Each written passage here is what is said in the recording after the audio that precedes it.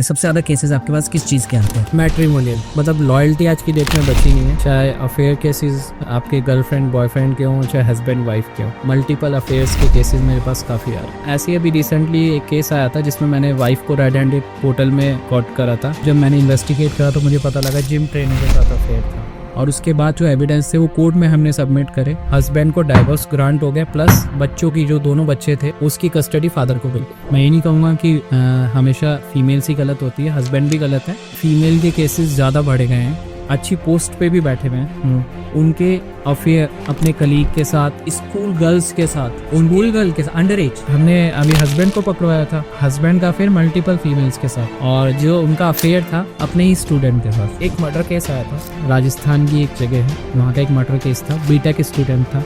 उसके बाद 15 डेज में मैंने उसकी बॉडी रिकवर करी है, बॉडी के parts recover. Adultery is not a crime, not a crime in India. तो क्या हाल है दोस्तों, वेलकम टू द मेंटालिटी। मैं हूं आपका होस्ट और दोस्त यश ठाकुर। आज हमारे साथ बहुत ही एक्साइटिंग गेस्ट मौजूद है पॉडकास्ट पे, जिनका नाम है Devvrat Puri Goswami ji. He is a private detective, he is handled a lot of high profile cases internationally also. बहुत ही रिकग्नाइज्ड प्राइवेट डिटेक्टिव है। आज हम उनके साथ बात करेंगे। I hope you stick to the entire podcast. Thanks. आपको स्टार्टिंग से ही इस फील्ड में जाना था या एक्सीडेंट हुआ? It was conscious decision that you wanted to pursue this as a career? मुझे काफ़ी टाइम से मतलब स्टिंग ऑपरेशंस का शौक था। मैं स्टिंग ऑपरेशन काफ़ी मल्टी न्यूज़ चैनल्स में मैं रह चुका हूँ। स्टिंग ऑपरेशन SIT चीफ रहा हूँ वो काफ़ी न्यूज़ चैनल्स में, और कई हाई प्रोफाइल स्टिंग ऑपरेशन मैंने करे हैं। उसके बाद मेरा इंटरेस्ट जागा, मैंने कहा चैनल्स के लिए स्टिंग क्यों करना है, मतलब डिटेक्टिविटी भी। तो आप यूर रिपोर्टर? मैं न्यूज़ में भी रह चुका हूँ। अच्छा, ओके। फिर मैं किसी डिपार्टमेंट में भी था, वो मैं डिस्क्लोज नहीं कर सकता। ओके। उसके बाद मैंने ये स्टार्ट किया। कितना टाइम? मुझे 12 ईयर्स होने को आ रहे हैं, 12 ईयर्स कंप्लीट हो चुके हैं, 13 ईयर चल रहा है डिटेक्टिव फील्ड में। और मेरी मल्टीपल स्टेट में ब्रांचेज है, सिर्फ मैं उत्तराखंड या देहरादून में नहीं हूँ। मेरी पैन इंडिया लेवल पे ब्रांचेज हैं। जैसे आप देहरादून में हो तो देहरादून डिटेक्टिव एजेंसी, आप जयपुर जाओगे जयपुर डिटेक्टिव एजेंसी, भोपाल जाओगे भोपाल डिटेक्टिव एजेंसी, ऐसे करके मल्टीपल स्टेट में 28 स्टेट में मेरे ऑफिस है। रिक्वायरमेंट क्या होता है कि कौन बन सकता है, कैसे बनते हैं प्राइवेट डिटेक्टिव? देखिए, प्राइवेट डिटेक्टिव बनने के लिए पहले तो आपको एक इंटेलिजेंट होना चाहिए, पूरा इंटेलिजेंस नेटवर्क आपका बिल्कुल हाई लेवल होना चाहिए। अच्छा। उसके बाद आप डिटेक्टिव बन सकते हैं। उसके लिए प्रॉपर PI का कोर्स होता है, हमारे इंडिया में अवेलेबल नहीं है, अमेरिका से होता है, US से प्राइवेट इन्वेस्टिगेटर का कोर्स। उसके बाद आप APDI जो है, APDI आपको ऑथराइज करता है, बट APDI ऑथराइज करने के लिए भी 8 डायरेक्टर की परमिशन चाहिए होती है, तब आप एक PI बन सकते हैं प्रॉपर। तो हमारी गवर्नमेंट ये रिकग्नाइज करती है जो कोर्स जो आप US से बोल रहे हैं? PI इंडिया में लीगल भी है और इनलीगल भी है। मतलब जस्ट लाइक ये कह सकते हैं कि पुलिस कस्टडी में अगर किसी को मतलब अरेस्ट करके रखा जाता है, आप उसे मार नहीं सकते, मार पीट नहीं सकते, करेक्ट। वो लीगल में भी आता है, इनलीगल में भी आता है, ऐसे PI है। PI बट आज की डेट में पूरा पॉपुलर हो चुका है। कोर्ट्स भी, जब कोर्ट एक्सेप्ट कर रही है हमारी रिपोर्ट्स को, तो गवर्नमेंट ने भी एक्सेप्ट कर ही लिया है। हालांकि प्राइवेट डिटेक्टिव रेगुलेशन बिल 2007 जो भी अमेंडमेंट पे है इंडिया में, उस पर वर्क चल रहा है। कितना टाइम लगता है ये एक्रेडिशंस वगैरह, जैसे आपने बोला डायरेक्टर्स की परमिशन? और सोचने तो सालों लग जाते हैं, बट मेरा ऑलरेडी, मैं इस लाइन में रह चुका हूँ, मीडिया में भी रह चुका हूँ, डिपार्टमेंट्स में भी रह चुका हूँ। तो मेरा जो एक IQ लेवल था, मेरा एक इंटेलिजेंस नेटवर्क था, वो बड़ा हाई था। तो उसके बाद तो मुझे PI के लिए ऑलरेडी APDI ने एक्सेप्ट कर लिया था। ऐसा क्या है, why is it so tough to get the licence? Tough इसलिए है कि हर एक बंदा आएगा और कहेगा मैं डिटेक्टिव हूँ, तो नॉट पॉसिबल ना। पहले पूरी चीज़ें रिकॉग्नाइज होंगी उसकी कि वो उस लायक है भी या नहीं। उसके वर्क देखे जाएंगे। मेरे केसेस, मैंने बहुत सारे केसेस सॉल्व करे हैं, चाहे वो मीडिया में रहकर, चाहे डिटेक्टिव फील्ड में रहकर। मोस्ट प्रोबेबल केसेस जो आपके आते हैं, व्हाट आर दोस केसेस जो आपके पास आते हैं? सबसे ज्यादा केसेस आपके पास किस चीज के आते हैं? मैट्रिमोनियल के, मतलब लॉयल्टी आज की डेट में बची नहीं है। चाहे अफेयर केसेस आपके गर्लफ्रेंड बॉयफ्रेंड के हों, चाहे हस्बैंड वाइफ के हों, मल्टीपल अफेयर्स के केसेस मेरे पास काफ़ी आ रहे हैं। तो कितना चैलेंजिंग रहता है? चैलेंजिंग काफ़ी रहता है। कई बार हमें चैलेंजेस फेस करने पड़ते हैं, जस्ट लाइक कि हस्बैंड भी इन्वेस्टिगेशन करा रहा है, वाइफ भी हमारे यहाँ से इन्वेस्टिगेशन करा रही है, बट हम दोनों की प्राइवेसी मेंटेन रखते हैं क्योंकि एक हमारा एथिक्स है कि हम दोनों की प्राइवेसी लीक नहीं कर सकते। और उसके बाद वो दोनों कोर्ट में जाते हैं, हमारी रिपोर्ट कोर्ट में लेकर, वहाँ पर उन्हें पता लगता है कि सेम डिटेक्टिव एजेंसी से उन्होंने इन्वेस्टिगेशन करवाई। तो what is the scenario like, जो भी पता चलता है, मतलब डू दे फील चीटेड? ऐसा लगता है कि मतलब आपने बताया नहीं, उन्हें भी खुद फील होता है कि मैंने उनकी प्राइवेसी मेंटेन करी है। क्योंकि ना ही देखिए, आप मेरे पास आए हैं, आपको क्या वर्क कराना है तो मैं करके दूंगा, जो लीगल होगा, नॉट इनलीगल। जो लीगल वेज में वर्क होगा मैं वही करके दूंगा। तो ये जो केस है जो आप बता रहे हैं कि वाइफ ने भी आपको हायर करा एंड हस्बैंड ने भी हायर करा, तो आउटकम क्या रहा फिर उस आउटकम में? Wife cheated. अच्छा, तो उनका डाइवोर्स। तो when she was in the wrong, उन्होंने हायर ही क्यों करा है फिर? मतलब उन्हें लगा she was in the wrong. उन्हें ये लगा कि वो कुछ एविडेंस इकट्ठे कर ले अपने हस्बैंड के अगेंस्ट, बट ऐसा था नहीं। Husband was clean? हाँ, हस्बैंड उस वक्त तक क्लीन था ड्यूरिंग द इन्वेस्टिगेशन, अब का मुझे पता नहीं। अच्छा, ऐसे ही अभी रिसेंटली एक केस आया था जिसमें मैंने वाइफ को रेड हैंडेड पोर्टल में कॉट करा था अनदर गाय के साथ। तो उनके 2 बच्चे भी हैं। हस्बैंड ने मुझे हायर करा था, मुझे 3 मंथ्स लगे थे। हस्बैंड उनके टीचर है और अभी ऊपर पहाड़ों पे पोस्टेड है। उन्होंने मुझे हायर करा था। उनकी फैमिली पूरी आई थी मेरे पास कि मेरी वाइफ का अफेयर है, आप कैसे भी ट्रेस करो, हमें नहीं पता किसके साथ है। तब जब मैंने इन्वेस्टिगेट करा तो मुझे पता लगा जिम ट्रेनर के साथ अफेयर था। तो कितना क्लीशे, कितना कॉमन, ये तो मूवीज में भी देखते हैं कि जिम ट्रेनर के साथ, बट जिम ट्रेनर के साथ इतना ही अजीब अफेयर था कि मैंने खुद देखा। मैं जब उनके घर पर गया तो उन्होंने अपनी बहू का, मतलब वाइफ का रूम दिखाया। रूम जब मैंने देखा, वो रूम इतना बेकार हो रखा था। वहाँ पर पिल्स पड़ी हुई थी, आई पिल टाइप की पिल्स पड़ी हुई थी। ठीक है, अब हस्बैंड का कहना है मेरे साथ तो फिजिकल हुए हुए 3 इयर्स हो चुके हैं। अच्छा, तो ये पिल्स किसके लिए? तो बहुत सारे एविडेंस वहाँ से भी कलेक्ट हुए। फिर हमने जब ऑब्जर्वेशन करी, इन्वेस्टिगेशन करी, तो हमने उन्हें रेड हैंडेड हमने उन्हें होटल में पकड़ा, सुभाष नगर रोड पर। वहाँ पर एक होटल था, उसमें हमने कॉट किया। वहाँ पर पुलिस के साथ गए, प्रॉपर रेड हुई, और उसके बाद जो एविडेंस थे वो कोर्ट में हमने सबमिट करे।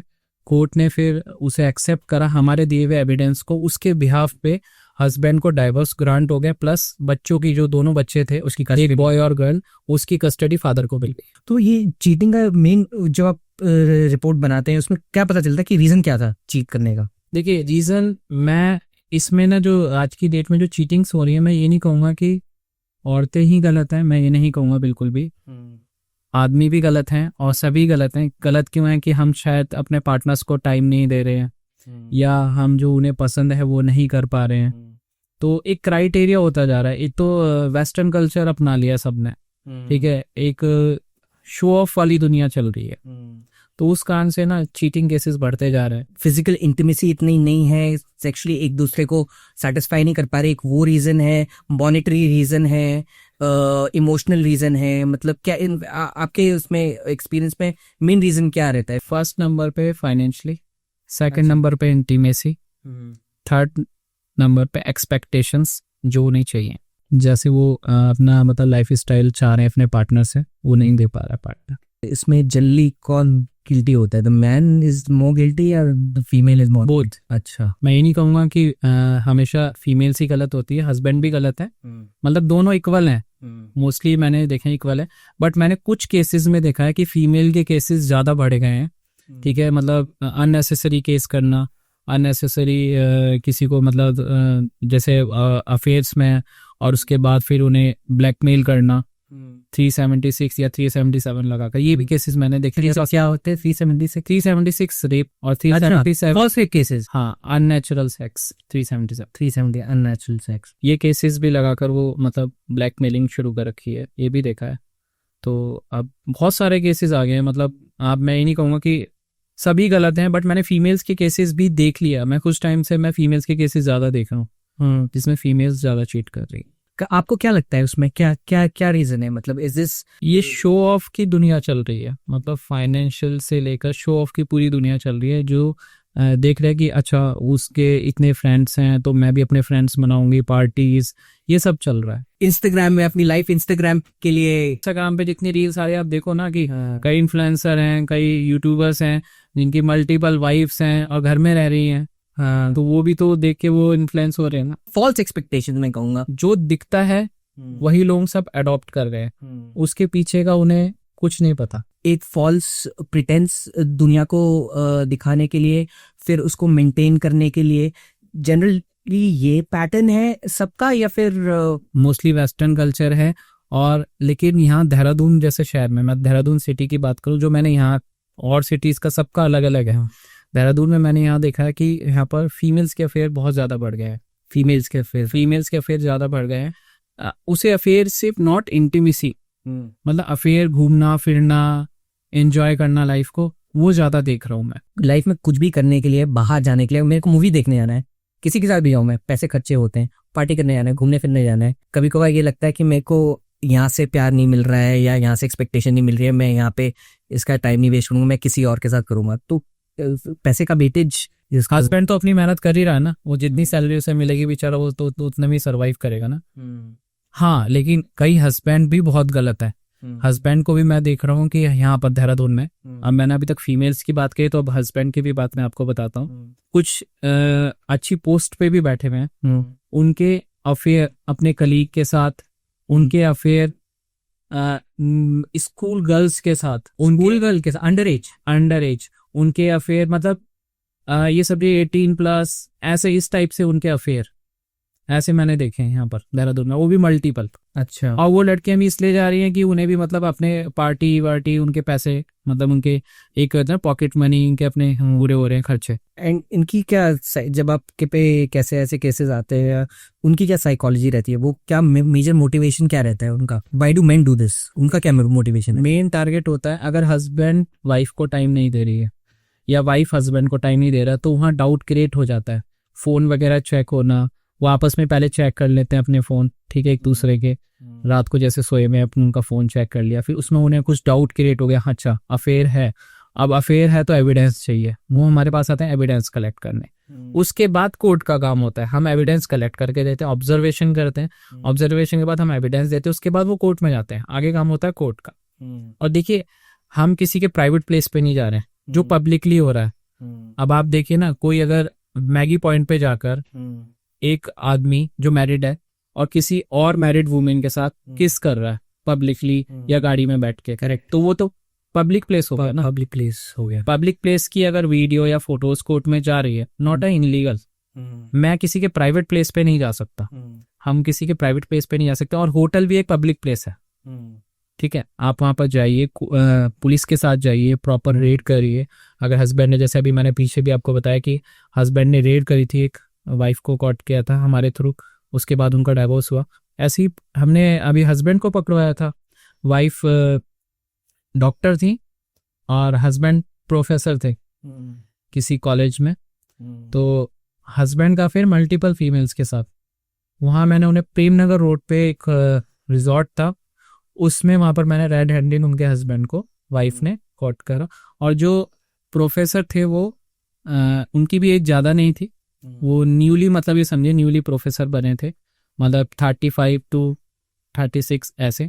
और जो उनका अफेयर था अपने ही स्टूडेंट के साथ। अच्छा। उनका मैंने एविडेंस कलेक्ट करा है, पुलिस के साथ गए, एविडेंस कलेक्ट करा है, रेड हैंडेड कॉट करा, उसके बाद उनका कोर्ट में केस गया, डाइवोर्स हो गया। नहीं है। तो आपके एक्सपीरियंस में अभी सबसे ज्यादा अनयूजुअल केस कौन सा है आपको, जिसका आपको भी लगा हो कि यार ये तो बड़ा अजीब है? एक मर्डर केस आया था। अच्छा। बट दूसरी स्टेट का, ये मैं बात बता रहा हूँ आपको 2018 की। ओके। राजस्थान की एक जगह है, वहाँ का एक मर्डर केस था, बीटेक स्टूडेंट था, मिसिंग था वो काफी टाइम से। ओके। तो उनके राजस्थान के, तो उनकी जयपुर ब्रांच, हमारी जयपुर ब्रांच में वो केस आया। उन्होंने कहा कि आप सर से मिलिए, सर उत्तराखंड में ही बैठते हैं। वहाँ से फिर मेरा अपॉइंटमेंट दी लिया उन्होंने, और फिर मेरे पास आए देहरादून ऑफिस में। उसमें एक्चुअली सारी ब्रांचेस में जाता रहता हूँ मैं, वैसे देहरादून से ही। ओके। तो मेरे पास आए, वो कह रहे मिसिंग है मेरा बेटा काफ़ी टाइम से। सिस्टर भी आई उस लड़के की। तो मैंने कहा ठीक है। पुलिस ने, कह रहे पुलिस ने करा, पुलिस ने जितना करना था काम कर दिया, बट नहीं मिल रहा है। वो सर्च कर लिया, पेपर्स सब जगह वायरल कर दिए, फोटोज़ वायरल कर दी, बट नहीं मिल रहा। वो स्टूडेंट घर से निकला VI के शोरूम तक, वोडाफोन के शोरूम तक, अपनी सिस्टर के सिम को सही करवाने, कुछ ऐसा था। बट उसकी स्कूटी एक नदी के पास मिलती है, उसके बाद से कोई लोकेशन नहीं उसकी, कुछ नहीं। मुझे लगे उसमें 15 डेज लगे। उसके बाद 15 डेज में मैंने उसकी बॉडी रिकवर करी है, बॉडी के पार्ट्स, बॉडी के पार्ट से कवर? बॉडी के पार्ट से को रिकवर करे हैं नदी के पास से ही। कहाँ से मिली है बॉडी? एक्चुअली सीन ये था, जो उसकी गर्लफ्रेंड का वन साइडेड लवर था, उसने उसे मारा था। उस वन साइडेड लवर ने उसे? तब मैंने उसकी बॉडी रिकवर करके प्रॉपर पुलिस को हैंडओवर करवाई। उसके बाद डीएनए वगैरह टेस्ट हुआ तो फाइनलाइज हुआ कि वही है। सजा हो गई उसको? हाँ, वो अरेस्ट हो गया था उसी वक्त ही। एक केस पे कितने रिसोर्सेज एक टाइम पे लग जाता है? कई बार देखिए, मेरे पास मेल एजेंट भी है, फीमेल एजेंट भी है। ओके। ट्रेंड है साले, उन्हें मैंने ही ट्रेन करा है। अच्छा। और रिसोर्सेज की बात ऐसी है कि रिसोर्सेज में हमें अपने नेटवर्क बहुत ज़्यादा लगता है, इक्विपमेंट्स लगते हैं, गैजेट्स लगते हैं। उसके बाद हम अपने इक्विपमेंट से और गैजेट्स से और सोर्सेज से तब हम कोई केस सॉल्व कर पाते हैं। डायरेक्टली नहीं कि किसी केस में ऐसे ही सॉल्व हो जाता है। हाँ। सब है नेटवर्क का खेल। करेक्ट। हाँ, डिटेक्टिविटी एक टोटल नेटवर्क बेस्ड है। बट कई बार होता है मैं खुद भी फील्ड में जाता हूँ, ऐसा नहीं है कि मैं ऑफिस में बैठता हूँ। हाँ। मैं खुद भी फील्ड में जाता हूँ, एजेंट्स के साथ जाता हूँ। मैं कई बार एजेंट्स के ऊपर भी मॉनिटरिंग करता हूँ कि एजेंट्स क्या वर्क कर रहे हैं, मेरे कर रहे हैं नहीं कर रहे हैं। हाँ, काम कर रहे हैं। हाँ, हम एजेंट्स की लोकेशन रखते हैं अपने पास। हम एजेंट्स को कभी भी वीडियो कॉल कर देते हैं। एक एजेंट के ऊपर दूसरा एजेंट होता है, आगे वर्क कर रहा है नहीं कर रहा है। मतलब प्रॉपर हायरार्की रहती है कि मतलब कि you somebody is reporting to somebody, वो उसका पूछ रहा है कि कैसे काम हो रहा है कि नहीं हो रहा है। हाँ। और दूसरी बात ना, एजेंट्स किसके लिए काम कर रहे हैं उन्हें भी नहीं पता होता कि क्लाइंट कौन है। तो ब्रीफ क्या मिलता है उनको सिर्फ एक एड्रेस लोकेशन मिलती है कि यहाँ से एक बंदे को देखना है, ये है बस, इतना, बस और कुछ नहीं। क्या इसका क्या रीजन है? मतलब ट्रस्ट इश्यूज है? ट्रस्ट इशू या इन्वेस्टिगेशन को मतलब ट्रस्ट इशू नहीं है इसमें, मैं ट्रस्ट इशू नहीं कहूँगा। मैं भी देखना चाहता हूँ कि मेरे जो एजेंट्स है कितने कैपेबल हो गए, तो मैं उन्हें कम से कम इंफॉर्मेशन देता हूँ। काफी क्लाइंट्स आपको 007 की तरह आपको देखते हैं कि ये कोई जेम्स बॉन्ड है, ये सारा इंफॉर्मेशन निकाल के देगा, सीक्रेट सर्विस, ऐसे मतलब ऐसा आपको ट्रीट करते हैं। इसमें काफी सारी चीजें भी आती है, इक्विपमेंट्स, गैजेट्स हम सुनते हैं, मतलब बहुत ही इंटरेस्टिंग चीज है ये। इक्विपमेंट्स क्या क्या यूज होते हैं और आप कैसे यूज करते हो इसको? ठीक है, मेरे पास हिडन डिवाइसेस रहते हैं। मेरे पास हिडन डिवाइसेस रहते हैं, हिडन ऐप रहते हैं। Hidden app? अभी आपका फोन है, आपके फोन को मैं एक स्पाई कैमरे में कन्वर्ट कर सकता हूँ। अच्छा। आप फ्रंट कैमरे से अगर किसी की वीडियो बनाओगे तो फोन ऑन रहेगा, बट हमारे ऑफ रहता है। अच्छा, करेक्ट। तो मेरे को आई हैव टू डाउनलोड? नहीं, वो ऐसे नहीं मिलता प्ले स्टोर पे, वो डायरेक्टली प्ले स्टोर पे नहीं है। अच्छा, तो कैसे? हमारे अपने सॉफ्टवेयर है। अच्छा, ओके। डिवाइसेस हो गए, मतलब स्पाई डिवाइसेस जस्ट लाइक एक वॉच हो गई, चश्मे हो गए, बटन कैमरा हो गया। आज की डेट पे तो नए नए कैमरे आ रहे हैं हम जो कर रहे हैं डेवलप। बट ये जो भी कैमरे यूज होते हैं लीगल वेज में यूज होते हैं, ये नहीं कि किसी भी इनलीगल वर्क में। ये how do you in equipments का प्रोक्योरमेंट आप कहाँ से लेते हो? हाउ सब चाइना से आता है। और सबसे इफेक्टिव डिवाइस कौन सा रहता है? Button camera. बटन कैमरा मुझे खुद पसंद है। बटन कैमरे में मैं, अगर मेरे यहाँ पर भी बटन पे कैमरा लगा होगा तो मैं कंटिन्यू आपके 24 आवर्स पावर बैंक के साथ रिकॉर्डिंग कर सकता हूँ कंटिन्यू। अब एक 24 आवर्स से एक कैमरा रिकॉर्ड कर रहा है तो फिर वो स्पाई कहाँ रहा? वो तो एक सीसीटीवी हो गया ना। इसी चीज पे मैं ऐड करके बोलूँ कि कितना टेक्नोलॉजी का कितना बड़ा हाथ है इन्वेस्टिगेशन में। टेक्नोलॉजी आज की डेट में एडवांस होती जा रही है और उसके लिए हमें भी एडवांस होना पड़ रहा है और टेक्नोलॉजी की नीड हमारी बढ़ती जा रही है। हाइपोथेटिकली, मतलब मैं एक क्लाइंट हूँ, मैं आपके पास आया हूँ कि मेरे को किसी पे स्पाई करवाना है, मेरे को शक है कि एक्स्ट्रा मैरिटल अफेयर मेरी वाइफ का चल रहा है, ठीक है? तो आपका स्ट्रक्चर क्या रहता है? What are the first few things that you do? आप वो प्रोसेस फॉलो करते हो, इससे आपको मिल जाएगा वो प्रोसेस थोड़ा सा समझाइए कि what are the first few steps that you start off with, और उसके बाद आप मेरे को पूरा ले जाइए कि मतलब प्रोसेस क्या रहता है। हम अपॉइंटमेंट देते हैं, सब कुछ लीगल में रहता है कि आपने कनेक्ट करा हमें, ओके, ठीक है, आप मेरे पास आए, उसके बाद आपने अपनी प्रॉब्लम बताई, वो जो प्रॉब्लम बताते हैं वो रिकॉर्डेड रहती है, ठीक है, कि जो क्लाइंट मुझे बता रहा है वो जेन्युइन प्रॉब्लम है या नहीं। उसका प्रॉपर केस हम रखते हैं, उसका लिखते हैं, उसके बाद हम डिसाइड करते हैं कि क्या हो सकता है, टीम से बात करते हैं, फिर हम आपको एक प्रपोजल मेल करते हैं कि इसमें इतना एक्सपेंसेस आएगा प्लस जीएसटी के साथ, राइट। 18% जीएसटी लगता है इन्वेस्टिगेशंस पर, राइट। ये लीगल है, आपको सोचो, अगर इन्वेस्टिगेशंस इनलीगल होती तो जीएसटी क्यों लगता? तो इट इज, हाँ, मतलब गवर्नमेंट मान रही है कि दिस इज लीगल। हाँ, इन्वेस्टिगेशन। और फिर अगर आप जीएसटी दे रहे हो तो ऑब्वियसली गवर्नमेंट। आप मेरे पास आए, मैंने आपको प्रपोजल दिया, फिर आपने वो प्रपोजल एक्सेप्ट करा, उसके बाद आपका हमारे एक एनडीए एक agreement, non disclosure agreement. Proper एक एग्रीमेंट साइन होगा कि ये हमारे टर्म एंड कंडीशंस है और आपको ये हमें ये इन्वेस्टिगेट करना है और आप हमें ऑथराइज कर रहे हो अपनी वाइफ की ऑब्जर्वेशन के लिए, आप ऑथराइज कर रहे हो, हम नहीं होता। आप परमिशन दे रहे हो तो दिस इज रिकॉर्डेड। आप मुझे एड्रेस वगैरह दोगे, मैं इन्वेस्टिगेट करूंगा, हमें कुछ सस्पिशियस जगह लगेंगी, फिर हम आपको कॉल करेंगे कि आप आइए, हमें यहाँ सस्पिशियस लग रहा है। अच्छा, इमीडिएटली वहीं पे आप कॉल क्लाइंट को बोल सकते हैं कि यहाँ पे हमें लग रहा है, आप आ जाइए। अच्छा, इसके बाद क्लाइंट का काम होता है, क्लाइंट को हम पहले लीगल वेज में बोलते हैं कि आप 100 नंबर पे कॉल करिए, प्रॉपर पुलिस को बताइए कि भाई मेरी वाइफ दूसरे बंदे के साथ या होटल या प्राइवेट प्लेस पर है, आप मेरे साथ चलिए, कुछ भी मिस हैपनिंग हो सकती है, वो वायलेंस हो जाए या आप वायलेंस हो जाए या थर्ड पर्सन जो है वो वायलेंस हो जाए, तो पुलिस के साथ आप जाएंगे, फिर वहाँ पर रेड हो चाहे जो भी चीज़ हो पूरी रिकॉर्डेड रहेगी, फिर आप वो एक एविडेंस बनाएंगे, ठीक है, वो कोर्ट में जाएगा। उसके बाद आपको जो भी एक्शन लेना है, जिस भी वे में जाना है, कि एडल्ट्री प्रूफ हो रही है, हालांकि एडल्ट्री आज की डेट में इनलीगल नहीं है, लीगल है, मतलब आप भी अफेयर चला सकते हैं, आपकी वाइफ भी अफेयर चला सकती है, बट डाइवोर्स का आधार बना रहा है। मतलब मैं क्राइम तो ही है, adultery is not a crime, not a crime in India.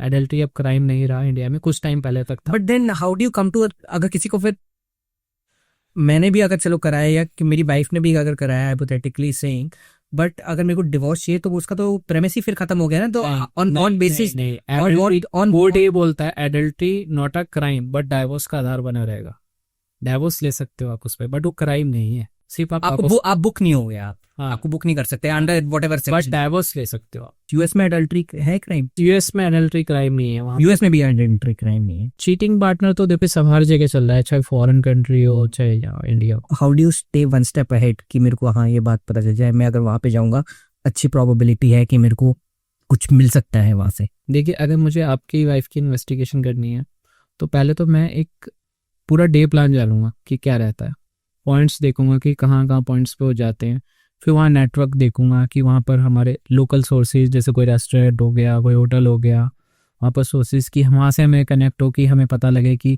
वो यहाँ पर डेली आती है या हर दूसरे दिन आती है या नहीं आती हैं, रजिस्टर मेंटेन है या नहीं है, वहाँ से हम इंफॉर्मेशन गैदरिंग करते हैं। तो ये माइन्यूट चीज़ें वो आप ऐड करके, कई बार मैंने कई केसों में देखा कि मतलब 17 18 एजेंट रखे हैं, और एक केस के लिए केस में कई बार हमें जल्दी चाहिए होती हैं चीज़ें, या हमें वो लगता है कि वहाँ सस्पिशियस है चीज़ है, कोई हाई प्रोफाइल भी आता है, कोई कॉम्प्लिकेटेड भी आता है, कोई मतलब अलग ही है, मतलब केसेस की मतलब इन्वेस्टिगेशन की दुनिया है बिल्कुल ही अलग है। क्या ऐसी एथिकल बाउंड्रीज हैं जो आप क्रॉस नहीं करते हैं? अगर आपको कोई प्रोबेबल क्लाइंट आपको मिलता है और बोलता है कि मेरे को ये करना है, आप बोलते हैं कि ये नहीं कर सकता हूँ, this is where I draw the red line. कई बार मेरे पास क्लाइंट आते हैं कि आप मेरे हस्बैंड की CDR निकाल दीजिए, CDR कॉल डिटेल्स, ओके हाँ, बट कॉल डिटेल हमारे पास ना कोई एक्सेस है, ना हम निकाल सकते हैं, ना हम ऑथराइज्ड है, और वो इनलीगल है।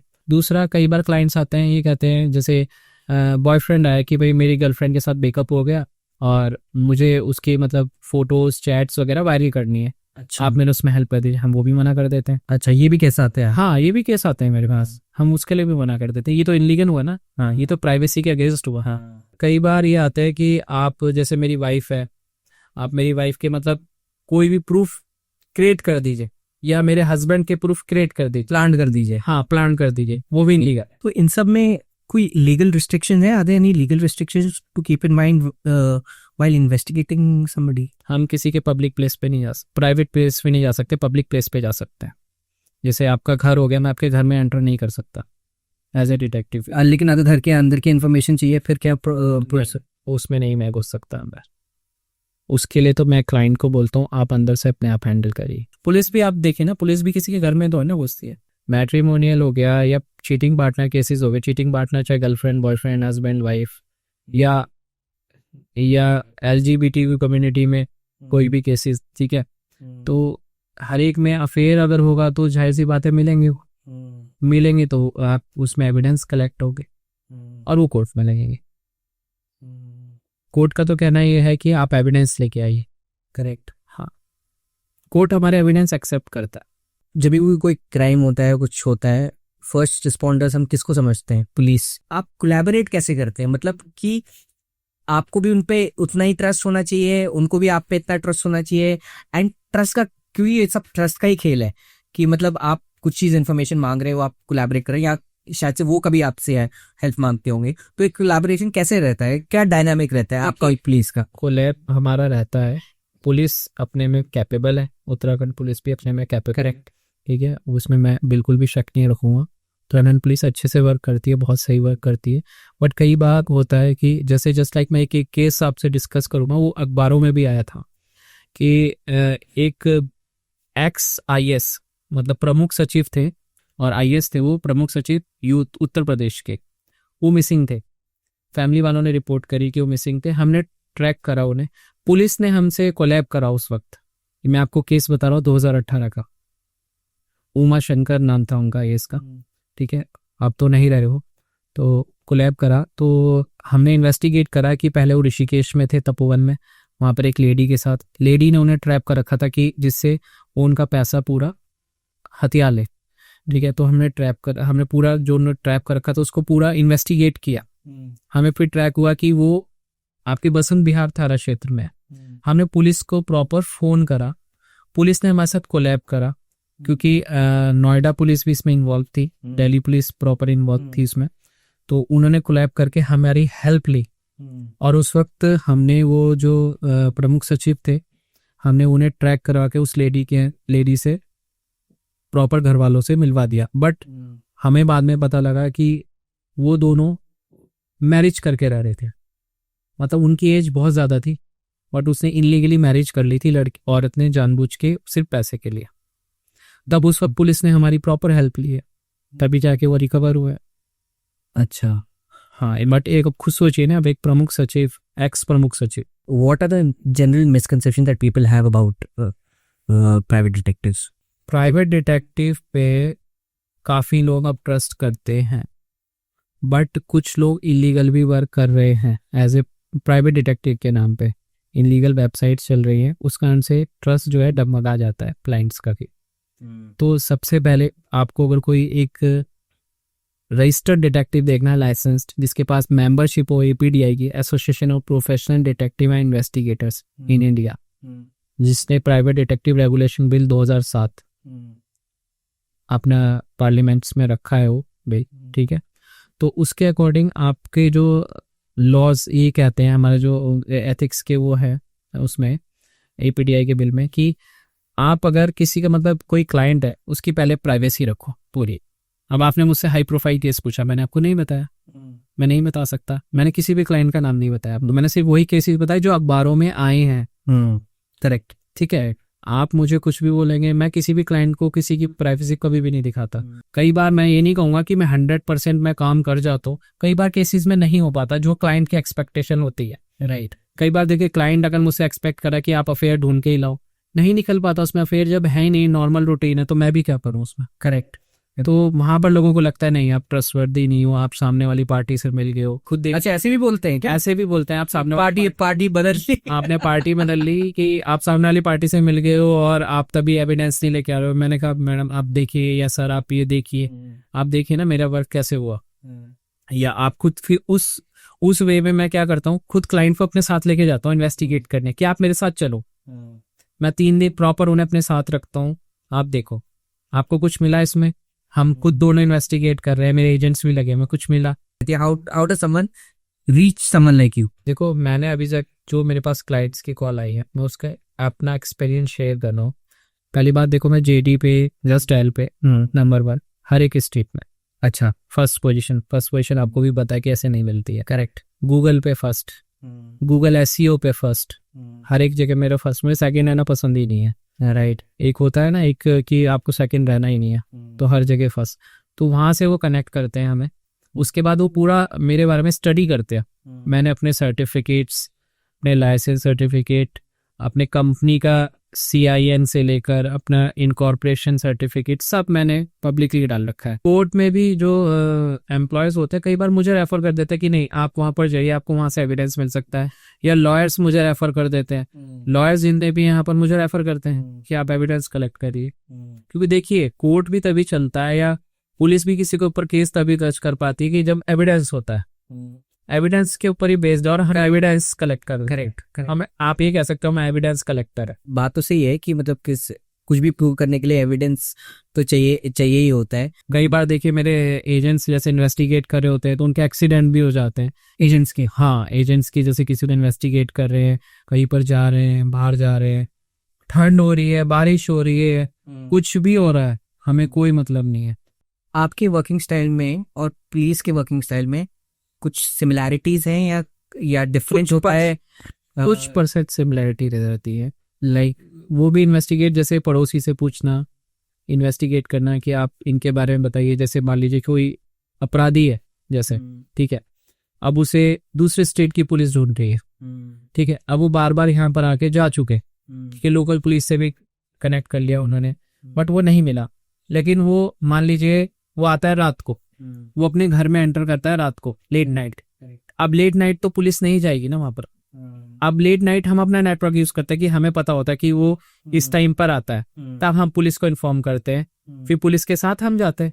पुलिस का एक माइंडसेट होता है कि अगर पुलिस कुछ पूछताछ करने गए, लोग देखे घबरा जाते हैं, राइट, एंड वो फिर बता देते हैं जो भी है कि अब जो भी पुलिस ने पूछा हो तो उनके माइंड साइकोलॉजिकल हो जाता है ना, पुलिस पूछ रही है कुछ सीरियस होगा, अब जो भी है सच बता देते हैं। जब सेम चीज एक प्राइवेट डिटेक्टिव कुछ इन्फॉर्मेशन पूछने आता है, उसकी क्या प्रोबेबिलिटी रहती है कि कोई दूसरा बंदा उसको सही इन्फॉर्मेशन, वो how does that dynamic work? जैसे मान लीजिए मैं आपके पड़ोस में आया, मुझे आपके बारे में पता करना है, एसजी का क्या है, मतलब ठीक है, मैं डायरेक्ट ये नहीं बोलूंगा एसजी का क्या है, मैं पहले बोलूंगा अरे अच्छा हमें रूम चाहिए था यहाँ पर, तो ये सामने वाले पर्सन का क्या है, इनका क्या, अच्छा इनके रूम मिल जाएगा क्या, तो मिलेगा नहीं मुझे लग रहा है। फिर वहां से हम इंफॉर्मेशन गैदरिंग करना शुरू करते, मतलब बात गोल घुमा के, मतलब यही तो होता है डिटेक्टिव जो वर्ड्स निकाल सके। It's a very high risk. आधी इंफॉर्मेशन तो पुलिस को नहीं देते, डर के कारण कह दो, आप कुछ भी कह दो, बट कई बार पुलिस वो वाला पैटर्न भी यूज करती है, विदाउट एड्रेस जाती है या अपने सोर्सेज, अपने खबरियों को भेजती है, ठीक है, इंफॉर्मेशन गैदरिंग करने, कई बार देखते हैं। आप क्या एडवाइस करेंगे if somebody wants to get into this field, तो what is that one piece of advice that you would probably give them? देखिए, अगर आपको डिटेक्टिव बनना है तो पहले तो आपका आईक्यू बढ़िया होना चाहिए, आपको पता होना चाहिए कैलकुलेशन की। मान लीजिए ये पेंटिंग टंगी है, पेंटिंग का मतलब क्या है, कहाँ से आई है, पूरा हर लॉजिक पता होना चाहिए आपको। ऐसे नहीं कि आप डायरेक्टली आप अपने आप को डिटेक्टिव बोलने लगे, आपको हर चीज ऑब्जर्व करनी है कि ये बंदा खड़ा है, क्यों खड़ा है, कितनी देर हो गई, ये बंदा यहाँ क्यों आया, ठीक है, ये गाड़ी कहाँ की है, क्या है, गाड़ी नंबर क्या है, वो गाड़ी का जो कोड है इस डिस्ट्रिक्ट का है, कौन सी डिस्ट्रिक्ट का है।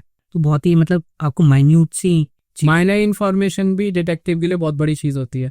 हमारे लिए तो एक बाल भी बहुत बड़ा एविडेंस होता है। मेरे पास जैसे कॉर्पोरेट केसेस आते हैं, अब मैट्रिमोनियल्स की काफी बात होगी, कॉर्पोरेट केस में आपको बताता हूँ और टेक्निकल पॉइंट्स बताता हूँ। कॉर्पोरेट केसेस में क्या आता है कि कोई प्रोडक्ट डुप्लीकेट आता है, ठीक है, अब मल्टीनेशनल कंपनियां, मैं बिना नाम लिए बताऊंगा, मल्टीनेशनल कंपनियां हमें हायर करती है कि आप काउंटरफिट करिए, तो उसमें काउंटरफिट इन्वेस्टिगेशन होती है कि उस प्रोडक्ट की डुप्लीकेसी पहले पकड़िए, उसका एविडेंस कलेक्ट करिए, फिर पुलिस के वो हमें ऑथराइज कर देते हैं, वो हमें एक पावर ऑफ टर्नी दे देता है कंपनी के बिहाफ पे। फिर उसके बाद जाके हम वहाँ पर रेड करवाते हैं, प्रॉपर वो माल जब्त करवाते हैं प्रॉपर, क्योंकि आपको पता है हर चीज़ का डुप्लीकेट आ रहा है, चाहे क्लोथ ब्रांड ले लो, चाहे फूड ब्रांड ले लो, हर चीज़ का डुप्लीकेट आ रहा है। तो वहाँ पर भी हमें मतलब इन्वेस्टिगेट करना होता है। आप आईक्यू की बात करें तो वहाँ पर हम, आपको ये नहीं पता, मैंने कई मल्टीनेशनल कंपनियों में देखा कि डुप्लीकेट उन्होंने मेरे सामने रखा और ओरिजिनल सामने रखा, मैं खुद नहीं पहचान पाया। तो इतना हाईटेक हो गया लोग। कॉर्पोरेट केसेस में दूसरे स्टेट का एक केस था, उसमें क्या था कि जो एक प्रोडक्ट था, ब्यूटिशियन का एक प्रोडक्ट था, ठीक है, तो वो प्रोडक्ट डुप्लीकेट बन रहा था। तो कंपनी ने हमें हायर कर कि वो डुप्लीकेट प्रोडक्ट आप ट्रेस करो कहाँ है, किन पॉइंट्स। करेक्ट, हमने वो पॉइंट्स ट्रेस करे कि इन पॉइंट्स पे अवेलेबल है। हम प्रॉपर वहाँ एज ए कस्टमर गए, हमने माल भी उससे परचेज करा, फिर उसे लैब टेस्ट करवाया। अच्छा। फिर हमने जाके प्रॉपर रेड करी। रेड करने के बाद हमारे पास अधिकारियों का फोन आ जाता है ऊपर से कि आप ये रेड कैसे करवा रहे हो, या लोकल पॉलिटिशियंस का। बट हमने कहा कि देखिए ये तो इनलीगल है ना, अब वो तो इनलीगल कर ही रहे हैं, बट फिर भी हमने वो रेड करी, हमने प्रॉपर एक्सपोज करा और अखबारों में भी आया। प्रेशर काफ़ी रहा मेरे ऊपर कि नहीं आप इसे रेड को रोको, आप मत करो, आप कुछ पैसे ले लो, आप शांत हो जाओ। हमने मना कर दिया डायरेक्ट, क्योंकि हम अपनी फीस में खुश है। हमारी जो फीस जो जीएसटी के साथ मिलती है हम उसमें खुश हैं। तो कोई कट नहीं चाहिए। कोई कट नहीं चाहिए, एक्स्ट्रा भी नहीं चाहिए, डोनेशन भी नहीं चाहिए। ठीक है। कॉर्पोरेट में बैकग्राउंड चेक भी आते हैं। आज की डेट में कोई कंपनी या कोई भी ऑर्गेनाइजेशन अपने एम्प्लॉयज रखती है तो पहले मेरे से इन्वेस्टिगेशन कराती है। ये थर्ड पार्टी की मैंने भी सुना है। जो मेरी ऑर्गेनाइजेशन थी कि नेम टाइप्स में था मैं, तो मतलब उनका थर्ड पार्टी वेरिफिकेशन होता है कि वो थर्ड पार्टी को देते हैं, वो बैकग्राउंड चेक कराते हैं, वो है। सो जो थर्ड पार्टी होती है, आर दे आल्सो प्राइवेट? वो थर्ड पार्टी प्राइवेट डिटेक्टिव होता है। अच्छा, वो प्राइवेट डिटेक्टिव होता है। और प्राइवेट डिटेक्टिव क्या करता है, आपका अगर आप किसी का बैकग्राउंड चेक करना है, उसका क्रिमिनल रिकॉर्ड, उसका एड्रेस वेरिफिकेशन, नेबर स्टेटमेंट। आज की डेट में तो नेबर स्टेटमेंट भी मांग रहे हैं हमसे कि नेबर इस कैंडिडेट के बारे में क्या बोल रहे हैं या उनकी फैमिली के बारे में क्या बोल रहे हैं, या कोई केसेस तो नहीं चल रहे। हम क्रिमिनल रिकॉर्ड भी डाटाबेस से सर्च करते हैं। और प्लस उनका सिविल स्कोर क्या है, कोई फाइनेंशियल फ्रॉड तो नहीं कर रखा, ये सारा प्रॉपर एक रिपोर्ट में लेते हो उनसे, तब जाके। और ड्रग टेस्ट भी होते हैं। अब तो जो बाहर की कंपनियां हैं यूएस वगैरह की, जो इंडिया में वर्क कर रही है, वो ड्रग टेस्ट करवाती है। वो प्रॉपर एक किट आती है, हमारे पास भी अवेलेबल होती है वो, तो उससे ड्रग टेस्ट करते हैं हम उस कैंडिडेट का। पहले हम अपनी इन्वेस्टिगेशन करते थे, लास्ट में ड्रग टेस्ट करते हैं कि उसे पता लगे कि हम इन्वेस्टिगेट कर चुके हैं ऑलरेडी। करेक्ट। पहले शुरुआत में कर लेंगे तो अपनी चीजें वो बिल्कुल क्लीन कर लेगा ऑब्वियसली। हाँ, ड्रग टेस्ट करते हैं कि वो ड्रग्स वगैरह तो नहीं लेता है। कंपनीज तो बल्कि मेरे से तो ये भी इन्वेस्टिगेशन, ये तो बैकग्राउंड का बताया मैंने, कंपनी तो ये भी इन्वेस्टिगेशन करते हैं। उनके साथ जितने भी फ्रॉड होते हैं, कंपनी के साथ भी फ्रॉड होते हैं, तो वो फ्रॉड इन्वेस्टिगेशन भी, जो फ्रॉड पर्सन को सर्च करने के लिए, उनके एसेट्स वगैरह सर्च करने के लिए, वो इन्वेस्टिगेट भी कराती है हमसे कि ये बंदा हमसे फ्रॉड करके गया, फिर उन्होंने कोर्ट में क्लेम करा, तो कोर्ट से वारंट जारी हुए कि भैया आप इसके एसेट्स लेके आओ, वहां से रिकवर करो। करेक्ट। अब बंदा तो गायब है, तो कंपनी हमें हायर करती है कि आप इस बंदे को ट्रेस करो, ढूंढ के दो। हम ढूंढ के देते हैं। जैसे कोई सेलिब्रिटीज वगैरह हैं, ये सेलिब्रिटीज भी ये मैं आपको अभी अगर मैं आपको बताऊं ऑन कैमरा, सेलिब्रिटीज भी हायर करते हैं डिटेक्टिव्स को। और सिर्फ वो पार्टनर्स की लॉयल्टी चेक करने के लिए नहीं करते हैं, वो इसलिए भी हायर करते हैं कि अपना, जैसे वो किसी के साथ डील करने जा रहे हैं, वो कंपनी इतनी कैपेबल है या नहीं, कि वो फाइनेंशियल उनका बेयर कर पाएगी या नहीं, ये भी इन्वेस्टिगेशन कराते हैं सेलिब्रिटीज। ब्रांड कोलैबोरेशन कर रहा है। हाँ, ब्रांड पिच कर रहा है, तो ब्रांड के लिए उसको ब्रांड हो गया, कोई मूवी के लिए हो गया, तो वो उनकी भी इन्वेस्टिगेशन कराते हैं कि ये फाइनेंशियली हमें कितना सपोर्ट करेगा या नहीं करेगा, इनके पास फाइनेंस है, अवेलेबल नहीं है, कहीं बैंक करप्ट तो नहीं है, कई लोगों से पैसे उधार तो नहीं लेके बैठे हुए। ये सब भी इन्वेस्टिगेशन करवाते हैं सेलिब्रिटीज, होते हैं हमारी ब्रांचों में। आप इन्वेस्टिगेशन कुछ कर रहे हैं and suppose the links are connected internationally also, तो वो आप कैसे डील करते हैं कि ये इंटरनेशनल और आपको इन्वेस्टिगेशन करना है, आपका क्लाइंट है एंड थरा इन्वेस्टिगेशन आप करते हो, बट जब इंटरनेशनल बॉर्डर्स पे बात आ जाती है तो वो आप कैसे मैनेज करते हो? मेरे सोर्सेज मैं वहां पर भी इन्वेस्टिगेट कर सकता हूँ। एसवीडीआई जो है, association of professional detective and investigator in India, एक है वार्ड है वर्ल्ड एसोसिएशन डिटेक्टिव, मैं उसमें भी हूँ। और वर्ल्ड एसोसिएशन, आप उसके पार्ट कैसे हुए? एपीडीआई के थ्रू। एपीडीआई के मेंबर का कोई क्राइटेरिया होता है उसका? मैंने यूएस से तो ऑलरेडी कर ही रखा है बीआई का कोर्स, तो मैं वहां पर वार्ड का मेंबर बन सकता हूँ अगर मेरे पास पीआर का सर्टिफिकेट है। ओके, अब मैं कोई भी केस होता है तो मैं अभी सर्च करूँ, जैसे सपोज करिए कि मुझे कैलिफोर्निया में इन्वेस्टिगेशन करानी है किसी क्लाइंट के लिए, हाँ, मैं वहाँ सर्च करूंगा, वहाँ लोकल इन्वेस्टिगेटर जो है मेरा ए वार्ड में जुड़ा हुआ, मैं उससे बात करूंगा कि आप पीआर करके ये करके दो, ये बार वो करके देगा। और एक तो बात है, पूरा नेटवर्क जुड़ा हुआ है हमारा, इंटरनेशनल नेटवर्क भी मैं खुद करता हूँ। मैं दुबई में भी इन्वेस्टिगेशन मैंने खुद करी है कहीं जाकर। हाउ इज उसके बारे में बताइए थोड़ा, हाउ डज दैट वर्क? एक क्लाइंट था यूएस से, ठीक है, तो फॉरेनर क्लाइंट था, उसकी एंगेजमेंट हुई थी एक लड़की के साथ, वो ऋषिकेश आया था, ठीक है। अब उसने हमें हायर किया, आप ऋषिकेश में इन्वेस्टिगेशन करो, ठीक है। हमने ऋषिकेश में इन्वेस्टिगेशन, यहाँ ऋषिकेश से कहानी शुरू हुई, ऋषिकेश में हमने इन्वेस्टिगेशन करी, ऋषिकेश में हमने उसके जितने एविडेंस कलेक्ट करने थे कर दिए। और वो जो क्लाइंट था ये बाहर का, उसने क्या, वो भी बहुत हाई प्रोफाइल था, मतलब वो एक सेलिब्रिटी मान लो आप उसे, सेलिब्रिटी लेवल का। तो फिर उसके बाद क्या करा उसने, जब हमने इन्वेस्टिगेशन किया तब हमने ऋषिकेश में, जब हमें पता लगा कि वो तो किसी और बंदे के साथ आई हुई है, वो भी फॉरेनर है, दोनों फॉरेनर, बोथ आर फॉरेनर्स। हमने उनकी इन्वेस्टिगेट करी, उनकी फोटोज वगैरह जो भी लेनी थी हमने एविडेंस कलेक्ट किए। उसके बाद उसने कहा कि आप ये तो आपने बहुत बढ़िया कर दिया, बट ये अब दुबई जा रही है। हम दुबई गए वहाँ पर, मैं गया, मेरा एजेंट गया एक, ठीक है, हम दो जने, आप पर्सनली गए? आप मैं पर्सनली गया, खुद मैं अच्छा। इन्वेस्टिगेट करा। ओके। तो उसके बाद मैं वहाँ लोकल इन्वेस्टिगेटर को कनेक्ट किया वहाँ पर, तो वो आया, हम 3 जनों ने इन्वेस्टिगेट किया। वहाँ पर तो क्या है, वहाँ पर अब फॉरेन कंट्री में हर चीज का एक्सेस है, मतलब पुलिस से पहले तो डिटेक्टिव जाता है वहाँ पर। हमारे इंडिया में नहीं है, बट फॉरेन कंट्री में तो पुलिस से पहले डिटेक्टिव जाता है, वहाँ डिटेक्टिव वैल्यूज बहुत ज्यादा है।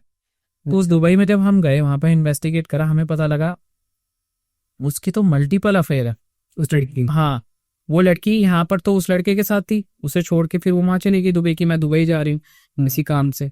दुबई में किसी और के साथ? हाँ, वहां पर किसी और के साथ। हाँ। वहां इन्वेस्टिगेट करा हमने, वो रिकॉर्ड करा, अभी हमने क्लाइंट को दिया। हाँ। बट क्लाइंट ने कहा कि ठीक है, आप 2 दिन और वेट करो, मैं खुद आ रहा हूँ वहां पर दुबई में। हाँ। वो दुबई आया, उसने रेड हैंडेड कॉट किया उसे, और वो भी दोनों ही बोथ आर सेलिब्रिटीज। अच्छा।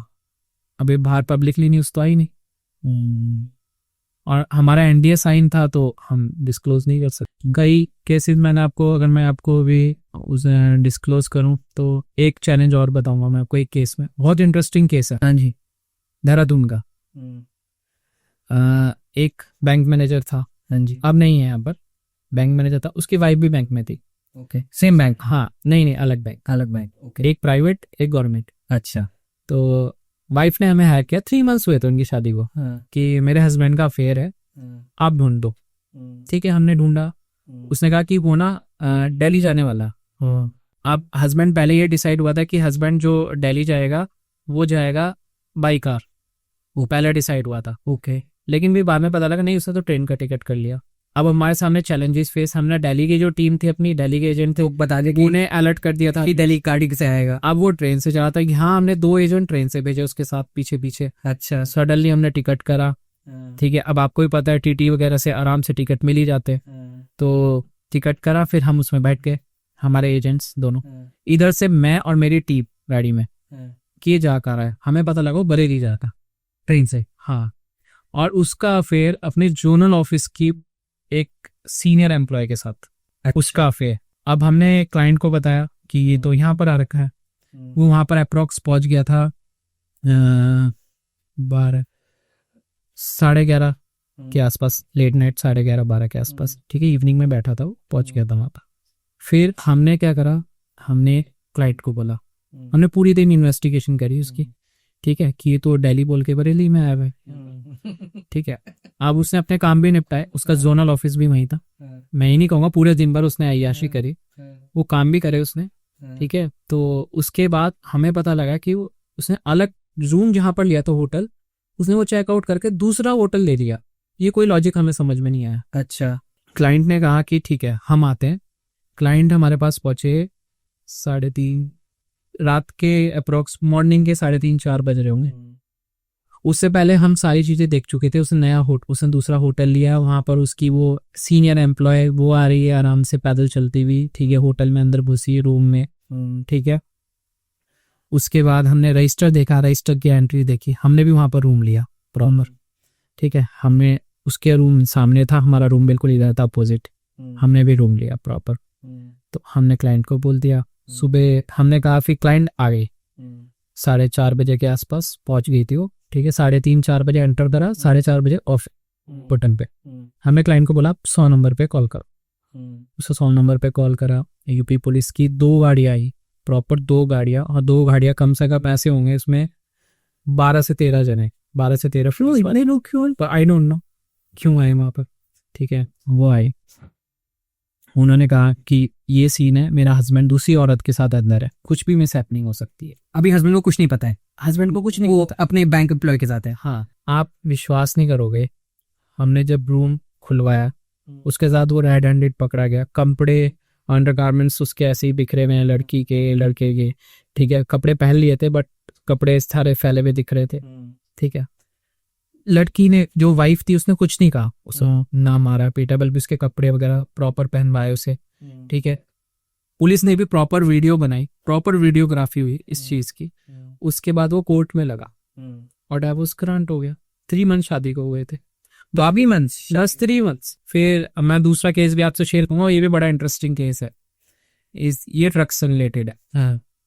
फादर ने हायर किया हमें हेल्थडॉम में कि अब मेरा बेटा ड्रग्स लेता है, नशा करता है, ड्रग्स वर्ड नहीं बोला, नशा करता है। अब ये नहीं पता, कोई भी नशा हो सकता है, ड्रिंक कोई भी। करेक्ट। हमने इन्वेस्टिगेट करा, हमने पूरा एविडेंस दे दी कि वो इसका दोस्त है, उसको मतलब एक पैडलर्स लाके देते हैं, ठीक है, उनसे लेता है, कलेक्ट करता है और ये यहाँ पर इस पॉइंट पे बैठते हैं। प्रॉपर वीडियोग्राफी करके हमने दे दी करेक्ट फादर को जब दे दी, फादर ने पूरी फैमिली बैठाई कि आप ये क्या कर रहे हैं, मेरा बेटे को कौन बिगाड़ रहा है, ठीक है। उस लड़के को भी बुलाया जो उसका फ्रेंड था, प्रॉपर एक्सपोज हो गया। अब बेटे ने क्वेश्चन किया वहां पे, आपको कैसे पता लगा? फादर की गलती, फादर ने बोल दिया मैंने डिटेक्टिव हायर किया था, वो फादर नहीं बता दिया। अब वो कुछ टाइम बाद मेरे पास आया कि आपने ऐसा क्यों किया, बहुत वायलेंस होने लगा। हमने उसे काउंट डाउन किया, मैंने कहा देखो गलत तो कर ही रहे थे ना, मैंने उसकी काउंसलिंग करी प्रॉपर बैठ के। तो बट उसका वायलेंस नेचर उसका ये था कि वो वहां पर मतलब कुछ भी कर सकता था, वो इतना वायलेंस हो रखा था। तो यहाँ पर भी हमें मेजर फैक्ट ये था कि मैं आपको जिसमें पॉइंट बताना चाहूंगा मोरल की, हमने तो प्राइवेसी लीक नहीं करी, फादर ने क्लाइंट ने मेरे क्लाइंट ने खुद ही बता दिया, खुद ही रिलीज कर दी अपनी प्राइवेसी। क्या आपको सीख मिलते हैं? कोई भी आपने अगर कोई केस करा है, हर चीज का एक वो होता है, there is a teaching to everything on a personal front also and a professional front also. कुछ लर्निंग्स आपको अपने पर्सनल लाइफ में आपको लगी हैं? अपने पार्टनर को टाइम देना चाहिए और अच्छे से ट्रीट करना चाहिए। Dev ji thank you so much, thank you. आपने अपने बिजी स्केड्यूल से टाइम लगा के आए। I had a wonderful chat, कितनी सारी चीज़ें समझने को मिली, इतनी एक्साइटिंग कॉन्वर्सेशन थी। जब भी आपके पास नेक्स्ट टाइम हो, I would love to host you again. Thank you again for coming, thank you so much, thank you. तो गाइज ये थी हमारी कॉन्वर्सेशन देवव्रत गोस्वामी जी के साथ। मेरे को तो बहुत ज्यादा मजा आया। I hope you like the podcast and please do like, share and subscribe to the mentality.